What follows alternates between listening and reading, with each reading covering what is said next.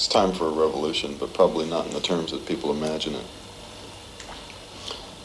The word seems to conjure up images of sort of a modern-day version of peasants going into the street with their pitchforks to go after the bad guy who lives in a big house someplace on a hill, and we're going to get that son of a bitch, and we'll take all the stuff away from him, and we'll give it to the workers, you know? And that's not the kind of revolution I had in mind.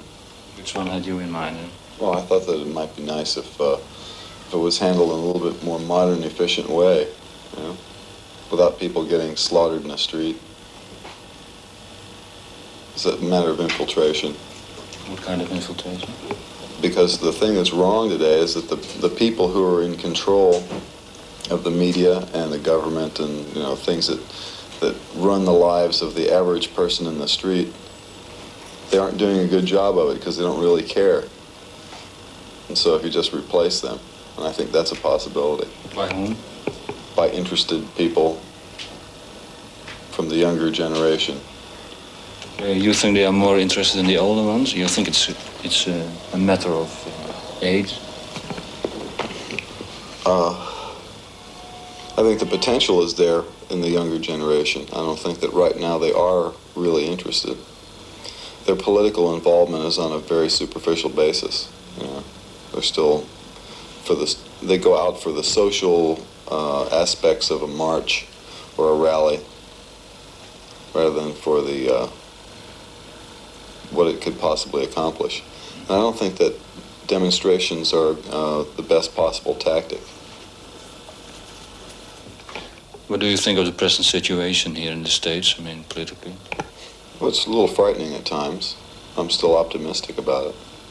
Because America is such a crazy place. I mean, it's when you consider that you can elect a person like Richard Nixon just by running the proper type of television advertising campaign, it's possible that a person with an equal amount of money for the same size campaign, he spent $22 million to convince a bunch of people to vote for him, that he was a good bet for the presidency.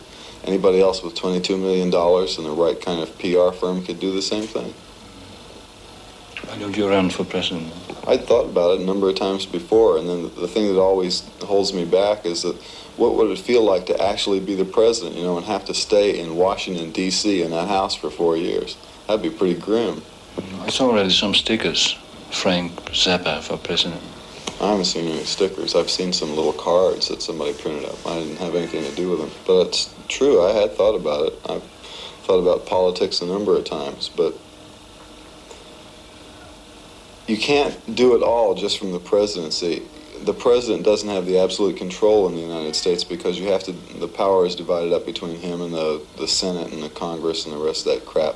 And if you go in there and you can't work in conjunction with the people who are in the Senate and the Congress, you can't get anything done. Do you think there's a chance that pop music, might change the society here? It already did.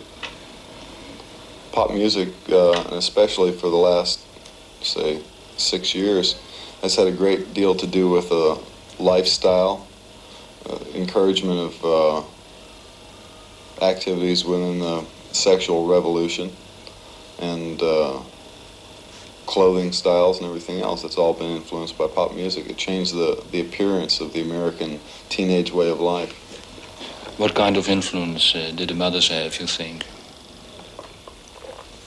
Well, we had some, but not very much because of the size of our audience was so small. Yeah, but what kind of influence? Well, I think we perhaps inspired some of the people who liked what we do to get a little bit looser and a little bit more devious. And as I said before, about progress not being possible without some sort of deviation. Meet a few deviants.